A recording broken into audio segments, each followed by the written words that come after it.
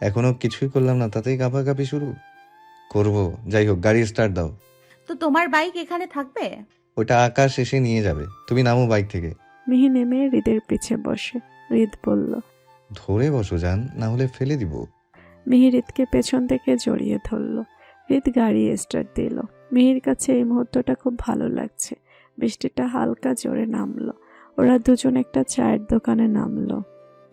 হৃদ মিহিকে বলল। চা খাবে? হুম। হৃদ 2 কাপ চা নিয়ে এসে মিহির পাশে বসলো। চায়ে ফু দিয়ে পুরোপুরি ঠান্ডা হয়ে যাওয়ার পর মিহির হাতে দিল। ঠান্ডা হয়ে গেল, আমি গরম চা খাবো। চুপ, গরম চা খাওয়া ভালো না। হৃদ চায়ে চুমুক দিয়ে বলল। জানো, সেই 13-14 বছর আগে 5 বছরের একটা প্রিন্সেসের মায়ায় আবদ্ধ হয়েছিলাম আমি। সে ছাড়া পৃথিবীর সমস্ত নারী আমার কাছে বিশ্বের সমান।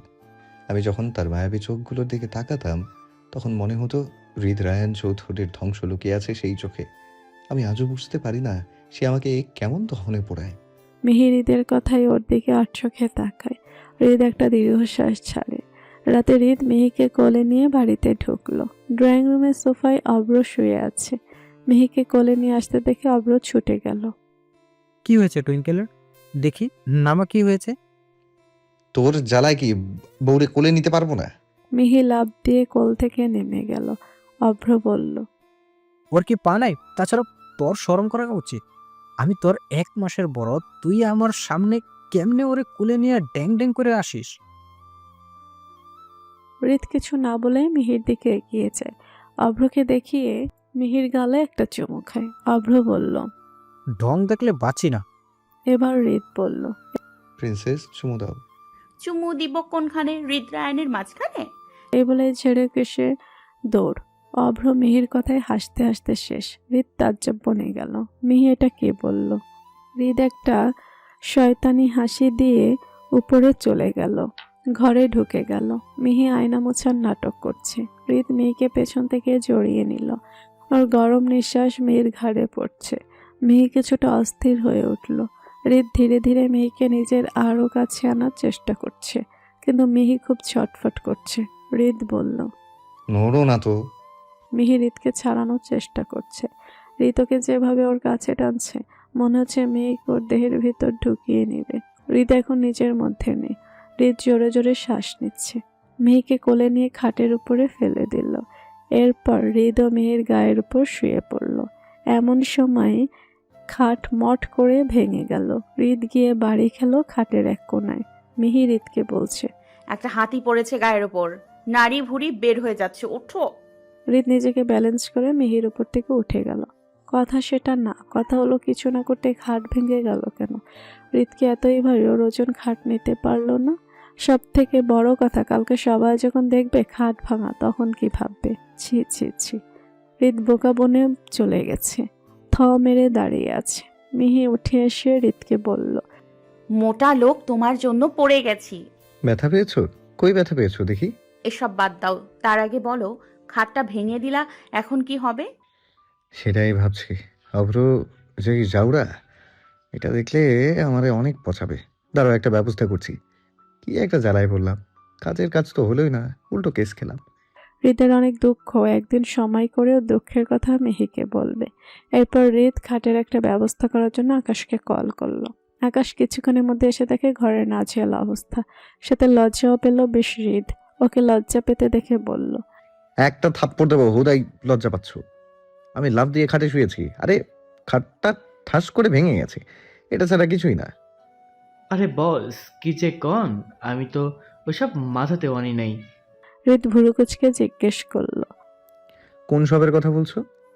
আপনি যেটা ভাবছেন আমি কি ভাবছি? ওইটা। থাপড়িয়ে তোমার দাঁতের মাড়ি ফেলে দেবো ছেড়ে। অল্প বয়সে পেকে গেছে। বস, আমার বয়স 27। তুমি আমার পোলার বয়সী। কেমনে? ম্যাম আমার থেকে 7 বছরের ছোট। আর লজিক হিসাবে আমি যদি আপনার পোলার বয়সী হই, তাহলে ম্যাম আপনার নাতনির বয়সী। হৃদের এবার মনে হচ্ছে আকাশকে তুলে সজোরে একটা হাতছাড় মারতে। বালটা কিছুই বোঝে না, কোনটা প্রবাদ বাক্য কোনটা কি সেটাও জানে না। এমনিতে বাসর হয়নি, তার উপর এই আবার ওর বউকে ওর নাতনি বানিয়ে দিয়েছে। মিহি আকাশ আসার আগেই নিচে চলে গেছে। বেচারি থাকলে দুই পাঠার লাগাম ছাড়া কথাতে লজ্জায় লাল হয়ে যেত। পরের দিন সকালে হৃদ অফিসের কাজ করছে, এমন সময় ফোন এলো। ফোনের স্ক্রিনে প্রিন্সেস নামটা ঝলঝল করছে। হৃদ ফোন রিসিভ করে হ্যালো বলল, কিন্তু ওই পাশ থেকে কোনো শব্দ আসছে না। শুধু হৃদ আবারও বলল। Hello princess. হৃদ এবার ভালো করে শোনার চেষ্টা করলো। ওই পাশ থেকে শব্দ শোনা গেল। হৃদের বুঝতে বাকি থাকলো না মিহি বিপদে পড়েছে। কলিজা শুকিয়ে গেল ওর। হৃদ আরো ভালোভাবে শোনার চেষ্টা করলো। ওই পাশ থেকে একটা পুরুষ কণ্ঠ বলে উঠল, বারবি ডল, আমি সত্যি তোমাকে ভালোবাসি। আর আমি যেহেতু তোমাকে ভালোবাসি, তোমারও উচিত আমাকে ভালোবাসা। কথাটা শুনে ধপ করে হৃদের মাথায় রক্ত উঠে গেল। তাড়াতাড়ি করে মিহির নাম্বারে দেখলো লোকেশন ট্র্যাক করা যায় কিনা। লোকেশন দেখাতে হৃদ গাড়ি নিয়ে বের হয়ে পড়লো। হৃদ ভাবতে লাগলো, মিহি নিজের রক্ষা নিজেই করতে পারে, কিন্তু ও হয়তো কোনো খারাপ পরিস্থিতিতে আছে। হৃদ লোকেশন অনুযায়ী যেতে থাকে। এদিকে মিহির হাত পা বেঁধে নিচে ফেলে রেখেছে। মিহির হাত পা বাঁধার সময় অনেক সতর্কতার সাথে ওর ফোনে হৃদের নাম্বারে কল দিয়ে লুকিয়ে রাখে। ও জানে ওর পচালক ঠিকই বুঝতে পারবে। মিহির কাছে কৃভান এসে বসলো। মিহি কৃভানকে চিনতে পারে। আপনি বারবি ডল, আমি তোমাকে ভীষণ ভালোবেসে ফেলেছি। আপনি হয়তো মানসিক ভারসাম্যহীন। আমি একজন বিবাহিত নারী, ছেড়ে দিন আমাকে। হ্যাঁ, তুমি আমাকে যা খুশি বলতে পারো, আমি তোমার জন্য সবকিছুই হতে রাজি। আরে বেটা, আমার জামাই আইসা তোর ওইটা কইট্ট নিব। আর তুই কি শুনতে পাসনি আমি বিবাহিত, স্যাচরা শালা? তোমার একটা বিয়ে হোক আর 10টা বিয়ে হোক, আমার তোমাকেই চাই। এই বলে কৃভান মিহির মুখের কাছে আসে ওকে চুমু দিতে নেবে। এমন সময় মিহির গা গুলিয়ে উঠল। হড়হড় করে বমি করে দিল কৃভানের গায়ে। এতে কৃভানের কোনো ঘৃণা কাজ করলো না, উল্টে মরিয়া হয়ে গেল মিহির জন্য। তাড়াহুড়ো করে বলতে লাগলো, কি হয়েছে? তোমার শরীর খারাপ লাগছে? পানি খাবে তুমি? তোমার হাত পা খুলে দিচ্ছি। কিন্তু হাত পা খুলে দিলে তো তুমি সেদিনের মতো বাড়াবাড়ি করবে। আল্লাহর দোহাই লাগে, আমারে ছুবেন না। আমার স্বামী আছে, আপনার পা ধরি, আমারে ছেড়ে দিন। আমার বড্ড ঘৃণা হচ্ছে আপনাকে। এই বলেই কৃভান মিহির গালে হাত দিল। ঘৃণায় ওর গা গুলিয়ে আসলো। আমাকে কি একদমই ভালোবাসা যায় না বারবি ডল? জানি না, আমাকে ছেড়ে দিন। আমার শ্বাস আটকে আসছে। আমার কাছে আসবেন না। কৃপণ, দয়া করুন। এই বলে মিহি কাশতে শুরু করলো। কৃভান মিহির অবস্থা দেখে ওকে ছেড়ে দিল। মিহির খুব খারাপ লাগছে। ও যে কৃভানের সাথে লড়বে সে শক্তিটুকু পাচ্ছে না। পরপুরুষের ছোঁয়া যেন বিষের মতো বিচ্ছে ওর গায়ে। মিহি দৌড়ে বাহিরে চলে আসে। বাহিরে এসেই দেখতে পায় একটা বিশাল বড় পুকুর। এই মুহূর্তে ওর নিজেকে খুব নাপাক মনে হচ্ছে। একটা পরপুরুষ কিভাবে ওর গাল ছুঁয়েছে, ওর কাছে এসেছে, ভাবতে গা গুলিয়ে আসছে। পেছন পেছন কৃভান দৌড়ে আসলো। কৃভানকে আসতে দেখে মিহি কোনো দিকে না তাকিয়ে পানিতে ঝাঁপ দিল। এর মধ্যে হুড়মুড় করে ঝড়ের গতিতে গাড়ি নিয়ে হৃদ আসে। গাড়ি থামিয়ে দেখতে পেল জলে কিছু পড়ার শব্দ। ও কাছে আসতে কৃভান হৃদের দিকে তাকিয়ে বলল, আমার বারবি ডল পানিতে ঝাঁপ দিল কেন? হৃদ জলে ঝাঁপ দিল। ফ্ল্যাশব্যাক। অভ্রর আজকে ভার্সিটিতে একটা জরুরি মিটিং আছে, তাই ও আগেই চলে গিয়েছে। মেয়ে ঢং করতে করতে বাহিরে বের হলো। পচালক অভ্র নেই তো কি হয়েছে, ও একাই ভার্সিটি যাবে। আজকে গাড়িতে করে যেতে মন চাইলো না। ভাবলো আজকে না হয় রিক্সা করে যাবে। যেভাবে সেই কাজ হেলতে দুলতে রাস্তায় গিয়ে রিক্সা আসার জন্য অপেক্ষা করছে। মিহি কিছু বুঝে ওঠার আগে পেছন থেকে কেউ মুখে রুমাল চেপে ধরলো। এরপর তাড়াহুড়ো করে গাড়িতে বসালো। গাড়ি চালানো শুরু করেছে। সঙ্গে সঙ্গে মিহির চোখে কালো কাপড় দিয়ে বেঁধে দিল আর একজন মিহির হাত চেপে ধরলো। মিহি পা দিয়ে লোকটার মাঝখানে একটা লাথি দিল। লোকটা ব্যথায় কুঁকড়ে ওঠে। মিহিকে আরো শক্ত করে বাঁধে। এবার মিহি শান্ত হয়ে যায়। মিহি মাথা ঠান্ডা করে। কে ওকে হুট করে কিডন্যাপ করলো সেটা বোঝার চেষ্টা করছে। মিহি গতিবিধি লক্ষ্য করতে থাকে। লোকগুলো মেহিকে একটা গোডাউন ঘরে নিয়ে গিয়ে চোখ খুলে দেয়। মেহিকে মাটিতে ফেলে দেয়। এরপর এক এক করে সবাই চলে যায়। হঠাৎ মেহির ব্যাগে থাকা ফোনের কথা মনে হয়। মিহি লক্ষ্য করলো ঘরে কেউ নেই। বাঁধা হাত দিয়ে কোনো রকম হৃদের নাম্বারে কল দিয়ে ফোনটা জামার সাথে লুকিয়ে নেয়। এর মধ্যেই গগন ফাটানো হাসি দিয়ে কৃভান ঘরে ঢুকলো। বর্তমান। হৃদ পানিতে নেমে মেহিকে চাপটে ধরে কোলে তুলে কিনারায় নিয়ে এলো। মিহি অনবরত কাশছে, পানি খেয়ে ফেলেছে।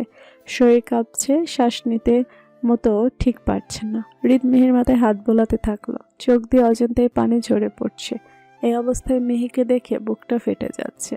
হৃদ মনে হচ্ছে কেঁদেই ফেলবে। পাগলের মতো মেহিকে বুকে জড়িয়ে নিয়ে বলল, কোথায় কষ্ট হচ্ছে জান? খুব খারাপ লাগছে? কেন ঝাঁপ দিলে তুমি? কিছুক্ষণের মধ্যে মিহির কাশি ধীরে ধীরে থেমে গেল।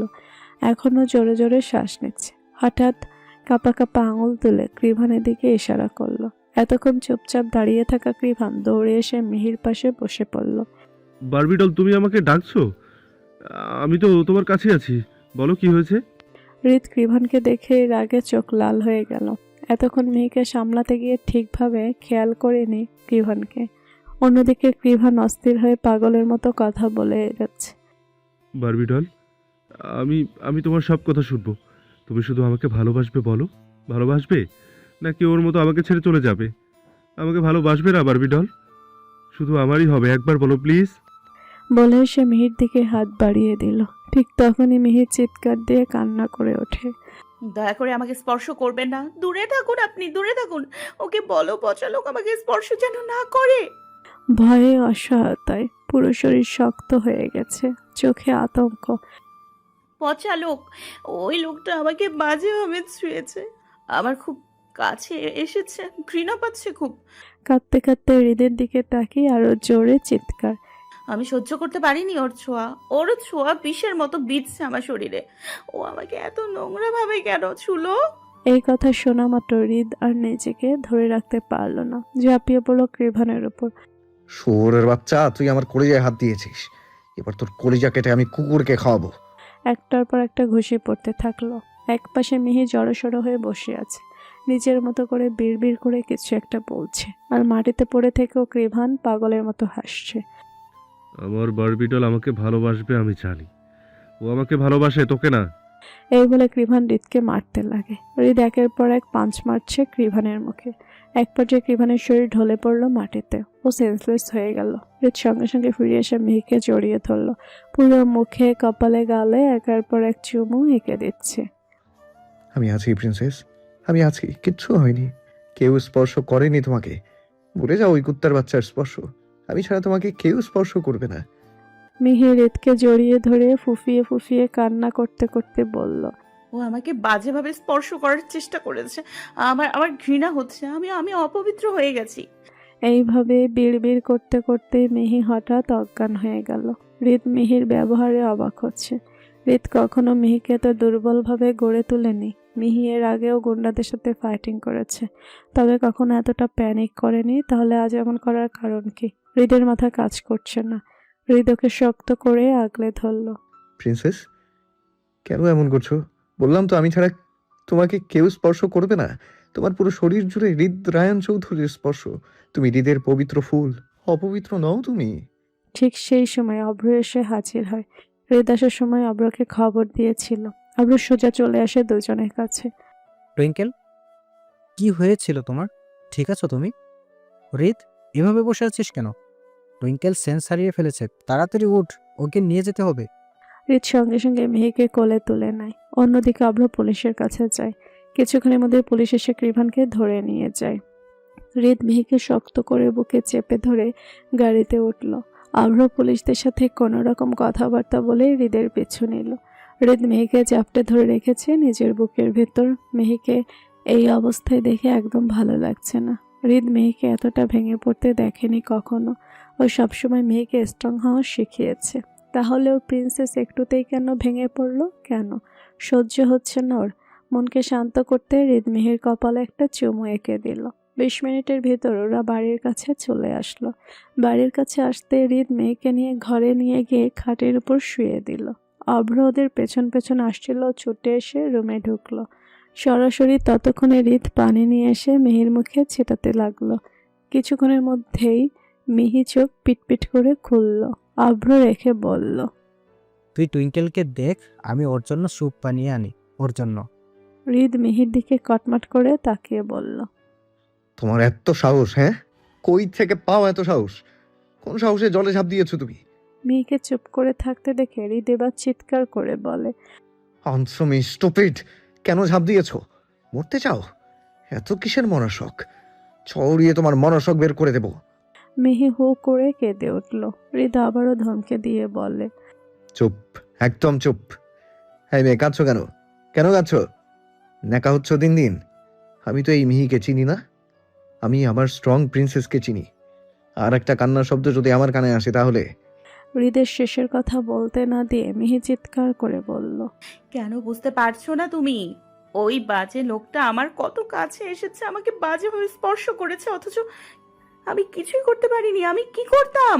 হৃদ মিহির কাছে এসে বলল, চলো আজকে ওর স্পর্শ তোমার মন, মস্তিষ্ক, দেহ সব জায়গা থেকে মুছে দেবো।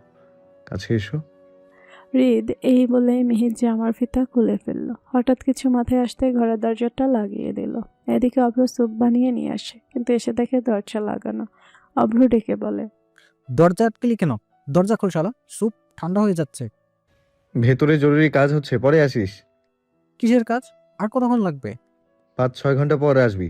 এর আগে আসলে তোর মন সব কাইটটা বিক্রি করে দেবো, বলে দিলাম। 5-6 ঘন্টা ঘরে তুই? কি এমন জরুরি কাজ মারাবি শুনি? 1 বছরের মাথায় যেন তোকে মামা বা কাকা ডাক শোনাতে পারি, সেটারই প্রসেসিং চলবে। এখন যা। অভ্র কিছু না বলেই চলে গেল। এদিকে হৃদ দরজা লাগিয়ে ঘুরে মিহির দিকে তাকালো। মিহি চুপ করে দাঁড়িয়ে আছে। হৃদ ধীরে ধীরে এগিয়ে এসে এক ঝটকায় মিহিকে কোলে তুলে নিল। হৃদ মিহি বিছানায় শুয়ে দিল, তারপর নিজের শার্টের বোতামগুলো ধীরে ধীরে খুলে শার্টটা ছুঁড়ে দূরে মারল। এরপর মিহির দিকে ঝুঁকে পড়ল। আজকে অনেক আদর দিব তোমাকে। আজ কোনো বাধা থাকবে না। তোমার সব কষ্ট ভুলিয়ে দেবো প্রিন্সেস। বলে মিহির অধরে জোড়ায় নিজের অধর মিলিয়ে দিল। নিজের হৃদের স্পর্শ পেয়ে কেঁপে উঠল। তারপর নিজের হৃদের গলা চড়িয়ে নিয়ে তাল মেলাতে থাকলো। দীর্ঘ সময় ধরে দুজন একে অপরের অধরের রাজত্ব চালানো। তারপর একে অপরের অধর ছেড়ে দিয়ে জোরে জোরে নিঃশ্বাস নিল। লজ্জা পাচ্ছ? মিহি হু বলে চোখ বুজে নিল। হৃদ সেটা দেখে মুচকি হাসল। হাত বাড়িয়ে মিহির গলার পেছনে ধরে ওকে সামান্য উঁচু করলো। তারপর ওর জামা চেন ধরে টান দিল। আস্তে আস্তে পড়ল, জামাটা খুলে দূরে টান মারল। তারপর মিহির দিকে ভালোভাবে নজর দিল। মিহির বুক নিঃশ্বাসের তোপে পড়ে বারবার ওঠানামা করছে। সেটা দেখে হৃদ একটা ঢোক গিলল। তারপর মিহির গলায় মুখ গুজে ছোট ছোট চুমু দিতে শুরু করলো। আস্তে আস্তে তা উন্মোদনায় রূপ নিল। মিহি নিজেকে সামলাতে হৃদের পিঠ খামচে ধরল, যার ফলে মিহির নখ হৃদের পিঠে গিয়ে গেঁথে গেল। হালকা ব্যথা অনুভব করলো হৃদ, তবুও সেদিকে পাত্তা না দিয়ে নিজের কাছে মত্ত হলো। মিহির গলা ছেড়ে আস্তে আস্তে নিচের দিকে ঠোঁট নামাতে লাগলো। তারপর মিহির মেধিন পেটে একটা চুমু খেয়ে তারপর একটা কামড় বসিয়ে দিল। তারপরে ধীরে ধীরে একে অপরের ভালোবাসায় মত্ত হয়ে পড়ল। গভীরভাবে একে অপরকে আলিঙ্গন করতে লাগলো। আস্তে আস্তে রুম জোরে নরনারী নিঃশ্বাসে ঘর ভরে উঠল। এত বছরের সাধনার ফল, তাদের ভালোবাসার সবকিছুর পূর্ণতা পাচ্ছে গভীরভাবে। দীর্ঘ সময়ের উন্মাদনা শেষে অবশেষে হৃদ ক্লান্ত শরীর নিয়ে মিহির কাছ থেকে একটু সরে এলো। তবে দূরে নয়, সে হাত বাড়িয়ে মিহিকে টেনে নিজের বুকের সাথে মিশিয়ে নিল। মিহির বুক ওঠানামা করছে অনিয়মিতভাবে। সমস্ত শরীর তার ক্লান্তি আর ব্যথায় ভারাক্রান্ত। মিহি কাপা হাতে হৃদের বুকে হাত রাখলো। হৃদ তার আঙুলগুলো আলতো করে চুলের ভেতরে ঢুকিয়ে দিল। মিহির দিকে দৃষ্টি দিল। ওর চোখের কোণ ভিজে উঠেছে, ঠোঁট কাঁপছে। হৃদ অবশেষে নরম কণ্ঠে প্রশ্ন করল, বেশি খারাপ লাগছে বাকি? হৃদের কথাটা শেষ হওয়ার আগেই হঠাৎ মিহি শব্দ করে কেঁদে ফেলল। তার কণ্ঠ কাঁপছে, শরীর ব্যথায় জর্জরিত। ওর ছোট্ট প্রিন্সেসকে এমন ফুফিয়ে কাঁদতে দেখে হৃদের বুকটা হাহাকার করে উঠল। সে মিহির অশ্রুতে ভেজা মুখে আলতো করে একের পর এক চুমো হাঁকালো। ফিসফিস করে বলল, সরি জান, আবার ঠিক হয়ে যাবে। প্লিজ কান্না করো না, আমি বুঝতে পারিনি। তারপর ধীরে ধীরে হৃদ উঠে বসলো। মিহির চুলে হাত বুলিয়ে একটু দিয়ে প্যান্টটা তুলে এবার নিজেকে গোছালো। চোখ ফিরিয়ে আবার তাকালো মিহির দিকে। দেখলো তার প্রিন্সেস চাদরে গলা অব্দি জড়িয়ে গুটি মেরে শুয়ে আছে। চোখ বন্ধ করে ফুফিয়ে ফুফিয়ে কাঁদছে। হৃদের বুকের ভেতরটা ভেঙে যেতে লাগলো। সে আস্তে করে চাদরটা নিয়ে আরও ঢেকে দিল। তার প্রিন্সেসকে নিজের বাহুতে নিয়ে কোলে তুলল। ধীর পায়ে এগিয়ে গেল ওয়াশরুমের দিকে। ওয়াশরুমে গিয়ে শাওয়ার অন করতে ঠান্ডা পানির ছোঁয়ায় মেয়ের শরীর ঝাঁকিয়ে উঠল। ব্যথায় জর্জরিত শরীর নিয়ে সে এক চুল নড়তে পারল না, বরং শক্ত করে হৃদের আঁকড়ে ধরল। সরে আসতে চাইল, কিন্তু ব্যথা আর দুর্বলতায় শরীরটার কথা মানল না। মাথা হালকা হয়ে ঘুরে উঠল। শেষ পর্যন্ত স্বীকার করতে হলো আজ তাকে হৃদের হাতেই গোসল সেরে নিতে হলো। হৃদ খুব যত্ন করে মেহিকে গোসল করিয়ে দিল। তারপর ঘরে ফিরে গিয়ে নিজের তার ধূসর রঙের শার্টটা হাতে নিল। বিছানায় পড়ে থাকা চাদর আর মিহির জামা কাপড়ও তুলে গুছিয়ে নিল। ওয়াশরুমে দিয়ে সবগুলো বালতিতে রেখে দিল। ওয়াশরুমে দাঁড়ানো মিহি গায়ে আলতো করে নিজের শার্ট জড়িয়ে নিল। তারপর তাকে আস্ত করে কোলে করে তুলে আবার ঘরে ফিরে এলো। বিছানা শুয়ে দিয়ে আলমারি থেকে আর একখানা চাদর নিয়ে এসে মিহির গায়ে টেনে দিল। হৃদ তোয়ালে দিয়ে ওর ভেজা চুল মুছে দিল ধীরে ধীরে। শেষমেশ শুকনো একটা চুমু দিল ঠোঁটে। মাথায় হাত বুলিয়ে ফিসফিস করে বলল, ঘুমিয়ে পড়ো প্রিন্সেস, আমি আসছি। বলেই চলে আসতে চাইলে মেহে তার হাত আঁকড়ে ধরল। হৃদ মৃদু হেসে নিচু হয়ে বলল। ওয়াশরুমে যাচ্ছি, ফ্রেশ হয়ে এখনই আসছি, তুমি ততক্ষণে ঘুমাও। এরপর সে ওয়াশরুমে গেল। ভেতরে থাকা সমস্ত জামা কাপড় ভালো করে ধুয়ে নিল। নিজেও ফ্রেশ হয়ে বেরিয়ে এলো। বাইরে এসে বালতিটা বারান্দায় নিয়ে গিয়ে জামা কাপড়গুলো মেলে দিল। সব কাজ শেষ করে হৃদ আবার বিছানায় গেল। দেখলো মিহি ইতিমধ্যেই ঘুমিয়ে পড়েছে। তার মুখটা শান্ত, গভীর ক্লান্তির ঘুম থেকে আচ্ছন্ন করে রেখেছে। হৃদ ধীরে ধীরে ওর পাশে শুয়ে পড়ল। মিহিকে নিজের কাছে টেনে নিল। মাথায় হাত বোলাতে বোলাতে তাকিয়ে রইল ওর মুখের দিকে। কখন যে নিজেও ঘুমিয়ে গেল বুঝতেও পারল না। পরদিন সকালে সূর্যের আলো ঘরের জানালার পর্দা ভেদ করে আলো ভরিয়ে তুলেছে। ঘড়িতে তখন সকাল 10টা। মিহি এখনো হৃদের বুকে মাথা রেখে ঘুমিয়ে আছে। অন্যদিন হলে ভোরে উঠে যেত, কিন্তু আজ ক্লান্তি তাকে গভীর ঘুমে আবদ্ধ করে রেখেছে। হৃদের হঠাৎ ঘুম ভেঙে গেল। চোখ খুলে মিহির দিকে তাকানো। মিহির পরনে তার নিজের শার্ট। একবার মুখটা ভালো করে পর্যবেক্ষণ করলো। ঘুমিয়ে থাকা দরুন আরও মায়াবী লাগছে তার প্রিন্সেসকে। তারপর শার্টটাতে হাত বাড়িয়ে দু একটা বোতাম আলগা করে নিয়ে মুখ গুজে দিল বুকের ভেতরে। নাক বেলাতে বোলাতে মাঝে মধ্যে হালকা চুমু এঁকে দিতে লাগলো। গভীর ঘুমের মধ্যেও এভাবে স্পর্শ করায় মিহির ঘুমের ব্যাঘাত ঘটল। পিটপিট করে চোখ খুলে হৃদকে এভাবে তার এত কাছে থাকতে দেখে লজ্জায় লাল হয়ে গেল। মুহূর্তের মধ্যে রাতের কথা স্মরণ হতেই লজ্জায় হৃদকে হাত দিয়ে সরাতে চাইল, কিন্তু এই নির্লজ্জ হৃদকে সহজে সরতে চায়? সে নিজের কাছে বাধা পেয়ে জেদি ভঙ্গিতে মিহির বুকের ওপর মুখ গুজে রেখেই বলল মৃদুস্বরে, তুমি যতই সরাতে চাও আমি ছাড়ছি না। রাতের পরেও আমার কেন জানি মনে হচ্ছে আমি তোমাকে এখনো পুরোটা পাইনি। মিহি চোখ বড় বড় করে তাকালো। বুক ধকধক করছে। মনে হচ্ছে শরীরের ভেতরটা আবার আগুনের মতো জ্বলে উঠছে। তবুও লাজুক কণ্ঠে মিনমিন করে বলল, ওঠো তো, ভারী শরীরটা তখন থেকে আমার গায়ে ফেলে রেখেছে। অনেক বেলা হয়ে গেছে, পচা লোক। হৃদ এক চটকায় মুখ তুলে তাকালো ওর দিকে। চোখে মুখে এক অদ্ভুত উন্মাদনা। ঠোঁটে হালকা এক চওড়া হাসি টেনে বলল, বেলা হতে দাও, 14 বছর পর কাছে পেয়েছি, এটার ঘোর এত সহজে কাটবে? কথাটা বলে আবারও নিজের ঠোঁট নামিয়ে আনলো। এবার একের পর এক চুম্বনে ভরিয়ে তুলল মিহির গলা আর বুকের মাঝামাঝি অংশ। মেয়ে হাত দিয়ে ওকে ঠেকাতে গেলেও হৃদ তার হাত দুটো ধরে খাটের উপর চেপে ধরল।